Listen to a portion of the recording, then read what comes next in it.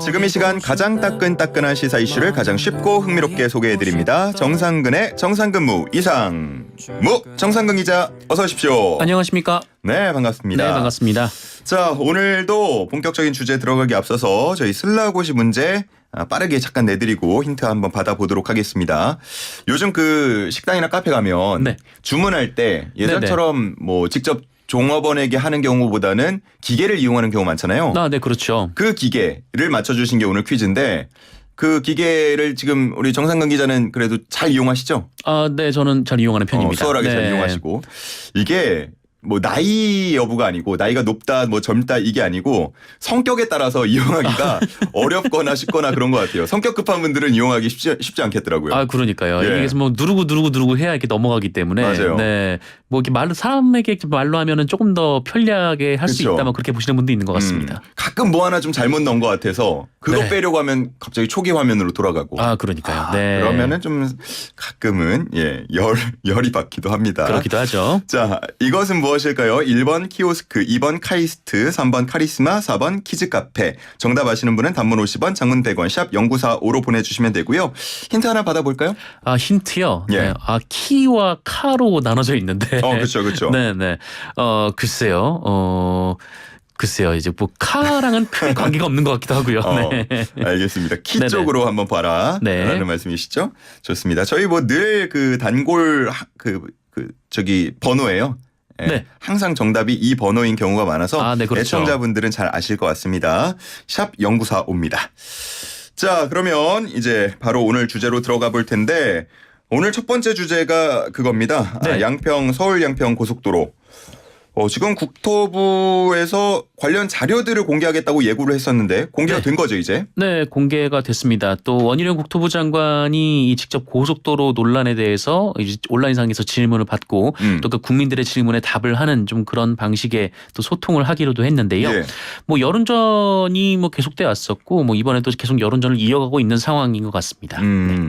야, 근데 이 자료들을 저도 조금 봤습니다만 네. 한 55개 정도의 파일이라서 네네. 정말 관심이 많은 분들 아니면 다 보기도 하나 파일당 또 장수가 있으니까요. 그렇죠. 쉽지가 않고. 어떻게 기자님은 다 보셨습니까? 뭐 짧은 거는 뭐 한 두세 페이지밖에 안 되는 것도 있긴 하지만 이제 긴 거는 몇백 페이지짜리도 있어서 뭐 이거를 그러니까요. 다 보기에는 좀 물리적으로 어려울 것 같고 좀 핵심 키워드만 놓고 좀 검색을 하는 방식으로 좀 이렇게 몇 군데 좀 봤습니다. 그러셨군요. 주로 어떤 내용들이 담겨 있는지 간략하게 좀 소개를 해 주신다면요. 뭐 일단 지금까지 본 바로는 이 그동안 나왔던 얘기들과 뭐 사실 크게 다르지 않은 것 같은데요. 뭐 예비 타당성 조사까지는 뭐 양사면 노선으로 추진이 돼 왔었고 또 국토부가 설명을 한 대로 이 본 타당성 조사에 착수를 하면서 이 용역업체가 이제 강상면 설계안을 들고 왔고 그 이후로의 문서는 대체로 이 강상면 종점안이 왜 비교적 타당한지에 대해서 여기에 대한 이제 근거 자료였던 것 같습니다. 예. 그러면 뭐 타당한지 여부는 자료를 보면 될 것 같은데 네. 그 왜 예타 안에서 수정안으로 처음에 이제 고민을 하게 됐는지 네네. 그런 부분들 예를 들어 예타안에 무언가 중대한 문제가 있다든가 뭐 그런 내용도 담겨 있었을지요? 뭐 그 부분이 핵심인 것 같은데요. 사실 그 부분에 대해서는 저도 이제 계속 봤었지만은 뭐 이렇게 딱 특별한 점을 찾지는 못했습니다. 이 국토부가 이제 근거 자료 중에 하나로 올린 것이 이제 2030 양평군 기본 계획이라는 문서였는데 예. 2018년 작성된 문서이거든요. 그러니까 이 논란 훨씬 전에 작성된 문서였고 이 국토부가 이 자료가 이제 그 노선 변경에 대해서 얘기를 하고 있다라고 이제 설명을 했는데 근데 이 자료를 쭉 보면은 이 서울 양평 고속도로 같은 경우에는 이 자료 안에서는 그 몇 차례나 이제 국도 6호선 이 교통망 전환을 좀 목적으로 하고 있다라는 점을 명시를 하고 있거든요. 그래서 이 부분을 보면은 그 국토부의 설명 좀 논란을 해소하기에는 좀 부족해 보이지 않나라는 생각도 듭니다. 예. 지금 국토교통부 홈페이지를 제가 들어와 봤는데 네. 그 메인 화면에 서울 양평 고속도로 모든 자료 공개 그리고 그 다음을 누르면 서울 양평 고속도로 거짓과 진실 그 다음을 누르면 팩트체크 서울 양평 고속도로 바로 알기 이렇게 좀 크게 실어놨거든요. 네네. 정말 뭐 전례 없는 일이 아닐까 싶은데 네. 이렇게 공개를 하고 진실과 오해에 대해서 밝히고 하면은 어떻게 국민들 의문이 다 해소가 되겠습니까? 뭐 논란이 되고 있기 때문에 뭐 관련 자료들을 공개하고 또 국민들이 뭐 아마 국민분들께서는 이 자료를 볼 시간적 여유가 아마 없으실 텐데 아마 언론들이 쭉 보겠죠. 예. 이 언론이 이 자료를 보고 판단하도록 한 결정은 뭐 잘한 결정이라고 보여지는데요. 다만 이 문서 공개가 모든 논란을 종식시킬 것인가라는 점을 좀 생각해 보면 예. 이거는 좀 쉽진 않겠다라는 생각이 듭니다. 왜요? 왜냐하면 아까도 말씀드렸지만 이 논란의 핵심은 그 예비 타당성 조사까지 통과를 한 이 도로의 종점이 왜 갑자기 변경됐느냐라는 점에 있거든요. 그러니까 이게 일반적으로 좀 국책기관이 이 KDI의 그 예타를 통과하니 이 본 조사를 통해서 일부 뭐 수정된 측면은 있지만 이번에 변경된 안은 이제 절반 이상이 뭐 새로운 도로이기 때문에 좀 이런 의혹이 제기가 됐던 건데 게다가 또 이제 국토부는 용역업체가 뭐 더 나은 안을 제시한 거다라고 얘기를 하고 있지만 용역업체가 이 세금이 더 들어가는 방식의 변경안을 그것도 이제 예타에서 통과된 안에서 좀 절반 이상 변경된 안을 제안한다는 게 좀 사실 좀 일반적인 일은 아니거든요. 그래서 이 국토부 공개 자료에 이 과정에 대한 좀 납득할 만한 설명들이 있었으면 좋겠다라는 생각이 들었는데 예. 뭐 이 부분에 대한 납득할 만한 설명이 좀 담겨 있진 않아서 네, 좀 그렇습니다. 그래서 민주당 측에서는 이 바뀐 배경을 두고 국정조사를 통해서 밝히자라고 요구를 하고 있는 것 같은데 네. 늘 이렇게 뭔가 정쟁이 될 때마다 국정조사 얘기가 나옵니다. 네, 네. 필요하다고 보시는지도 궁금하고요. 실효성이 있을지도 궁금하네요. 뭐 사실 그동안 국정조사들을 보면은 이 모든 의혹을 해소한 좀 국정조사의 역사적 사례는 그렇게 많아 보이진 않거든요. 근데 다만 어쨌든 국정조사를 하게 되면은 뭐 의원들이 관련해서 자료 요청도 할 수가 있고 그 자료들, 그러니까 새로운 자료들, 사실관계들이 뭐 언론을 통해서 공개가 되는 경우가 많기 때문에 예. 좀 국정조사가 그런 면에서 뭐 효율적인 측면도 있습니다. 그리고 이제 국민의힘에서는 이제 전임 민주당 양평 군수가 뭐 원하는 이제 셀프 특혜를 준 거다 이렇게 주장을 하고 있기 때문에 뭐 그 문제까지 포함해서 뭐 국정조사를 해보는 것도 뭐 낫지 않겠나라는 생각도 듭니다. 근데 국토부 측에서는 지금 뭐 가지고 있는 관련 자료들을 다 공개를 했다고 할 텐데 네네. 뭐또 다른 자료를 뭐 다른 쪽에 요구할 수 있는 것들이 뭐가 있을까요? 글쎄요. 근데 다만 그 국토부가 공개한 자료가 자료의 전부다라는 것은 뭐 확실치는 않습니다. 그러니까 지금 의혹의 중심에 서 있는 게 바로 국토부이잖아요. 예. 그리고 이제 자료 공개의 주체도 국토부인데 그러니까 야권이나 언론에서 요구한 자료가 공개된 것이 아니라 이 국토부가 자신들이 판단했을 때 관련된 모든 자료라고 했기 때문에 과연 그 자료가 이제 관련된 모든 자료인지 뭐 그 부분에 대한 판단은 또 사람들별로 달라질 것 같습니다. 예. 저 어쨌든 이번에 국토부의 이런 좀 이례적이라고 할 수 있는 조치가 나오는 것들의 배경에는 역시나 원희룡 장관이 있을 텐데 네. 원희룡 장관의 이런 결단들 그 배경도 궁금하네요. 어떤 의도일까요? 글쎄요. 뭐 저는 뭐 사실 이제 원희룡 장관이 며칠 전에는 그 이른바 이제 양평 일타 강사 유튜브 영상을 올리지 않았습니까? 예. 그리고 나서 또 다시 이제 질의응답을 하겠다 뭐 이렇게 얘기를 했고 또 이제 뭐 국토부에서 모든 자료를 공개를 했다 뭐 이렇게 나오고 있는데 뭐 이런저런 곳에서 나오는 해석들은 뭐 원희룡 장관의 일종의 이제 대권 행보가 아니겠느냐 좀 이런 해석도 나오곤 있습니다. 예. 이 원희룡 장관의 이른바 이제 일타 강사 영상이 꽤 회자가 됐었거든요. 그리고 이제 국토부 유튜브에서 보면은 그 영상에 대한 댓글 반응도 그 원희룡 장관에게 매우 호의적인 측면이 있습니다. 예. 그리고 이제 국토부로 이제 원희룡 장관을 응원하는 화환도 많이 보내진 것으로 알고 있고요. 예. 그러니까 원희룡 장관 입장에서는 좀 이 문제에 대한 그 자신의 뭐 일종의 이제 정면 돌파가 이 보수 지지층에 좀 소구력이 있구나 좀 이렇게 느꼈던 거 아니냐 좀 이런 분석들도 나오고 있고요. 그러니까 보통 어떤 논란이 제기되면 좀 수동적으로 해명을 하거나 아니면은 좀 침묵을 하는 것이 좀 정치권의 오래된 패턴이었는데 그쵸, 예. 원희룡 장관은 매우 공세적으로 나오고 있거든요. 그러니까 이 보수층에게 호응을 받고 뭐 이것이 이후에 뭐 자신의 정치적 기반이 될 수 있다 좀 이렇게 판단했던 거 아니냐 좀 이런 분석도 있습니다. 예. 뭐 그 의도인지는 모르겠습니다만 그런 지금 분석들이 나오고 있는 거고요. 그와 관련해서 뭐 득실이 어떻게 될지는 이 논란이 좀 잦아들 때까지 한번 지켜봐야 할 것 같습니다. 네.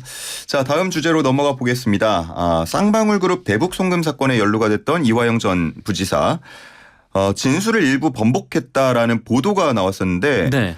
또 이제 자필 또 입장을 밝히기도 했고요. 네네. 이게 지금 많이 국민분들이 혼란스러워하세요. 네. 좀 정리를 해주신다면요. 굉장히 좀 복잡하죠. 네. 이 사건은 그 2019년에 김성태 전 쌍방울그룹 회장이 이 800만 달러를 북한에 불법 송금했다라는 혐의와 관련된 부분입니다. 이 사건으로 김성태 전 회장은 뭐 수사도 받고 이제 기소도 된 상태고요. 근데 이제 검찰에서는 그 2019년에 이제 초에 그리고 후반에 이제 돈이 두 차례 북한으로 갔는데 2019년 초에 이제 북한에 송금된 500만 달러는 이재명 지사가 추진했던 이 북한 스마트팜 개선 사업에 그 사업비를 쌍방울이 대납한 거다 이렇게 주장을 했었고 그리고 그해 하반기에 송금된 300만 달러는 이재명 지사가 이제 방북을 추진했었는데 그 방북 비용을 김성태 전 회장이 대납을 한 거다 이렇게 주장을 했었습니다. 근데 이화영 전 부지사가 이 사건으로 역시 기소가 됐는데 이 사건 이 자금 송금에 이재명 대표가 관련됐다라는 점을 계속 부인해왔었거든요. 그런데 최근에 이 검찰 진술에서 이 300만 달러 그러니까 하반기에 송금된 300만 달러의 경우 이재명 대표에게 사전 보고를 했다. 이런 진술을 했다라는 내용이 이 조선일보를 통해서 나왔었습니다. 예.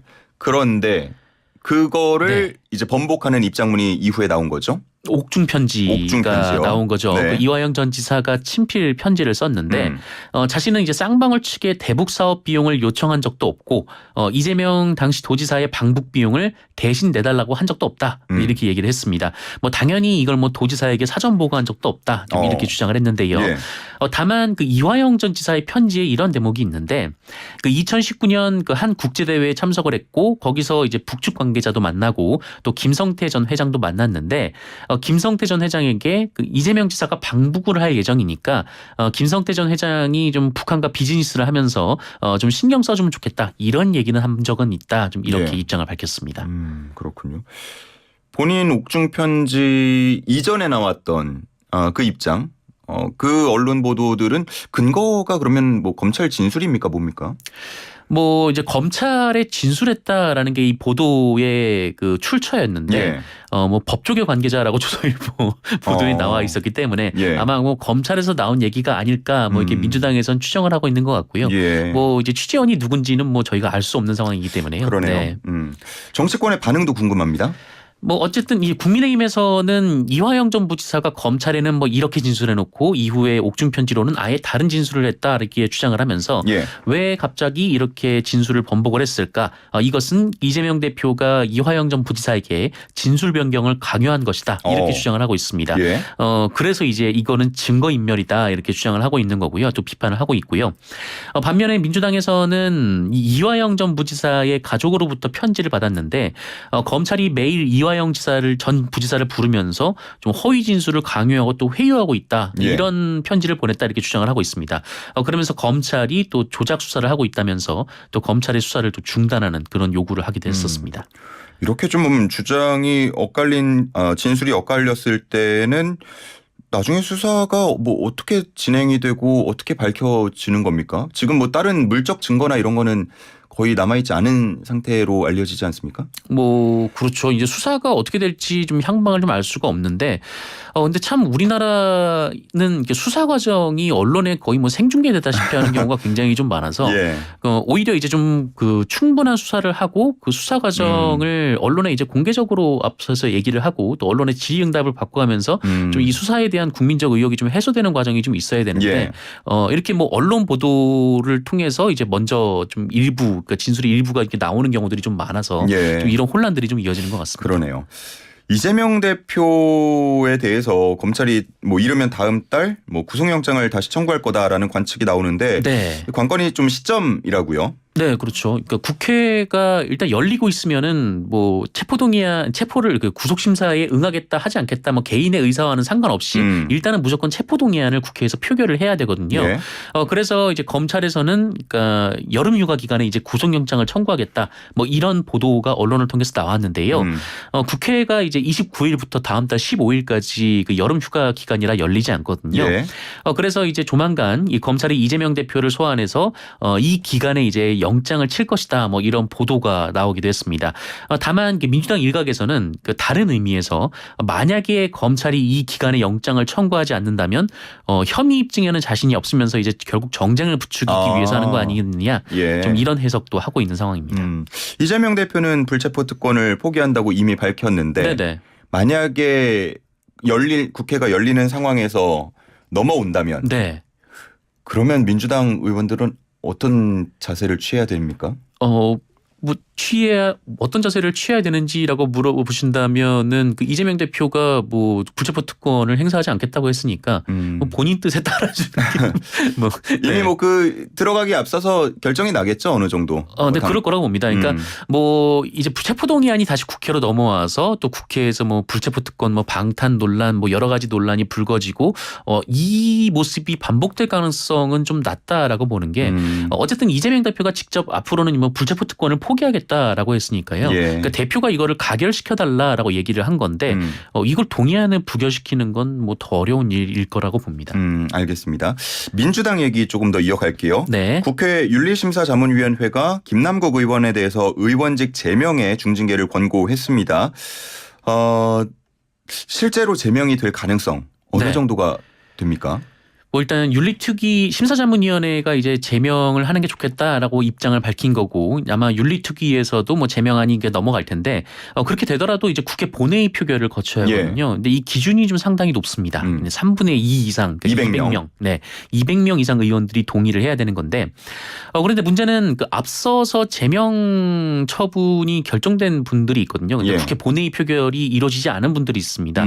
뭐 국민의힘 박덕흠 의원이라든지 또 지금 이제 무소속 일 텐데 윤미향 의원도 이제 제명 결정이 나왔었는데 근데 두 의원은 이제 사법 절차가 남아 있어서 국회가 아직 결정을 하지 않았거든요. 그런데 김남국 의원을 먼저 제명을 한다. 뭐 이 부분이 일단 쉽지 않지 않겠느냐. 좀 이런 전망들이 나오고 있고요. 그럼에도 불구하고 또 이 문제는 워낙 비판 여론이 높은 사안이다 보니까 뭐 제명이 될 것이다라는 의견도 나오고 있는데 다만 이게 문제는 또 이렇게 되면 그 윤리특위가 조사를 한 결과에 따르면 이 근무 시간 중에 코인 거래한 또 다른 의원이 있거든요. 근데 국민의힘 권영세 의원, 그 통일부 장관이 근무 시간 중에 코인 거래를 했다라는 언론 보도가 나왔는데 그렇다면 이분은 어떻게 할 것이냐. 또 이거를 놓고 정치권에서 계속 공방이 또 이어질 것 같습니다. 지금 뭐 보도들을 통해서 코인 거래를 했던 그 의원들의 명단이나 혹은 뭐 거래 금액 등등이 조금씩 공개가 되고 있는데 대부분은 그냥 코인이 뭔지 알기 위해서 공부하는 학습하는 차원에서 했다라는 분들이 많은 것 같고 그런데도 조금 횟수가 많고 거래 금액이 많은 경우가 있어서 형평성 문제를 고려해야 된다 이런 의견도 함께 나오고 있는 것 같습니다. 네, 그렇습니다. 한번 이 상황도 지켜봐야 될 것 같고요. 이어서 대통령실 얘기입니다. 이것도 요즘 관심이 많은데 경찰이 대통령 관저 선정에 역술인 천공이 개입했다는 의혹을 조사하는 과정에서 새로운 인물이 등장했어요. 백재권 교수인 거죠? 네. 어떤 인물입니까? 네, 그 사이버 한국외대 겸임 교수로 일하시는 분이고요. 관상 풍수지리를 연구하시는 분이고 또 풍수지리학으로 이제 석사, 박사 학위를 취득하셨고 지금 사이버 한국외대에서 이 교양학부로 이제 풍수지리와 관상이라는 이름의 과목을 가르치고 계십니다. 이분이 이제 뭐 인터뷰에서 이런 얘기를 하셨었는데 이제 어렸을 때부터 본인이 사람을 보면 그 사람이 무슨 생각을 하고 있는지 알 수 있었다라고 얘기를 했고 또 관상은 일종의 과학이다 또 이렇게 주장을 하기도 했고요. 그리고 재밌는 거는 윤석열 대통령이 서울중앙지검장으로 재직하던 시절에 그 윤석열 대통령 부부를 만났다라고 얘기를 한 바가 있습니다. 과거 이제 한 언론사 칼럼에 그 윤석열 대통령을 이제 악어관상 이렇게 표현을 했는데 윤석열 대통령과 만난 자리에서 당시 이제 윤석열 지검장이 그 칼럼이 이제 재밌었다, 뭐 이렇게 신기했다, 좀 이렇게 주장을 하기도 했습니다. 아마 이게 핵심이겠죠. 그래서 관저 이전에 실제로 영향을 줬을까? 이거는 어떻게 보세요? 뭐 제가 뭐 관상이나 풍수지리를 폄하하는 건 아니고요. 그러니까 뭐 인간을 연구하는 데 있어서 도움이 될 수 있는 학문이라고는 봅니다만 그런데 그 관상과 풍수지리를 연구하는 분이 대통령 관저 후보지는 대체 왜 간 건가라는 좀 국민적 의혹이 나올 수밖에 없을 것 같습니다. 왜냐하면은 어쨌든 대통령 관저 후보지를 이전하는 것은 세금이 들어가는 문제이거든요. 그런데 좀 뭐라고 할까요? 이제 일반 국민들이 보시기에 좀 그 비과학적으로 볼 수 있는 분이 좀 이런 자리에 갔다는 게 좀 납득은 잘 안 되실 것 같다라는 생각이 듭니다. 알겠습니다. 이거는 뭐 앞으로 더 밝혀질 수가 뭐 있는 문제인가요? 어떻습니까? 뭐 일단 그 이분이 가서 어떤 역할을 했는지 뭐 이 부분에 대해서는 뭐 나은 부분이 없기 때문에 아마 언론이라든지 뭐 야권에서는 좀 이 부분을 알아보기 위해서 좀 동분서주할 것 같고요. 그리고 이제 부승찬 전 국방부 대변인이 이분뿐만 아니라 이제 천공도 갔을 수가 있다. 그러니까 뭐 이분을 저분으로 헷갈린 게 아니라 두 사람이 다 간 거 아니냐 좀 이런 의혹도 좀 제기를 했었거든요. 예. 이 논란도 좀 쉽게 사그러들지는 않겠다라는 생각이 듭니다. 그러네요. 자, 마지막은 윤석열 대통령의 장모 구속입니다. 네. 지금 윤석열 대통령의 장모가 구속됐다. 가족, 친인척이 수감됐다. 이런 경우가 있었습니까? 어떻습니까? 이런 경우는 없었고요. 저도 굉장히 좀 놀랐었는데 예. 그래서 사실 이 보통 징역 1년이면은 법정 구속은 잘 안 시키거든요. 뭐 그만큼 재판부가 이 건에 대해서 굉장히 좀 중대하다라고 판단한 것 같고 예. 특히 검찰의 그 잔고 증명서가 위조된 것은 맞는데 이 위조된 잔고 증명서를 행사한 것에 대한 수사가 왜 안 돼 있느냐라는 그런 지적을 좀 했거든요. 예. 이 부분도 좀 정치적으로 굉장히 좀 논란이 될 것 같습니다. 어쨌든 가장 가까운 사람 중에 한 명이 구속이 된 만큼 네. 지금 민주당 측에서는 입장을 내야 되는 거 아니냐. 네. 대국민 사과가 있어야 되는 거 아니냐. 이렇게 얘기를 하는 것 같은데 대통령실은 뭐 입장을 따로 밝히지는 않았죠, 아직. 네, 대통령실은 뭐 언급할 대상이 아니다. 뭐 사법부가 판결했는데 뭐 대통령실이 뭐 어떻게 왈가왈부를 하겠느냐 좀 이런 입장인 것 같습니다. 예. 네. 자, 이게 뭐 서울 양평 고속도로 특혜 의혹도 있었고요. 장모 구속까지 되면서 이른바 처가 리스크가 본격화되는 거 아니냐라는 얘기가 나오는데 앞으로 어떻게 전망하세요? 네, 앞으로 네, 윤석열 대통령의 임기 내내 이 처가 문제가 계속해서 제기가 되지 않을까라는 생각이 좀 듭니다. 임기 내내요? 네네. 알겠습니다. 뭐 총선이 다가오면은 이 문제도 더 좀 불거질까요? 그렇죠. 일단 대통령 장모가 법정에서 구속됐다라는 그 사실 자체로서도 굉장히 좀 그 충격적인 사건이기 때문에 뭐 아마 이 문제가 계속해서 논란이 좀 제기될 테고 이것이 이제 그 뭐 양평 고속도로 논란이 아니라 예전에 이제 공항지구 관련된 건이잖아요. 그 부분도 계속해서 뭐 KBS에서 또 다른 단독 보도가 나오기도 했는데 뭐 언론 보도와 또 야권의 좀 지적이 이어질 것 같습니다. 알겠습니다. 자, 정치권 이슈 여기서 정리를 마치도록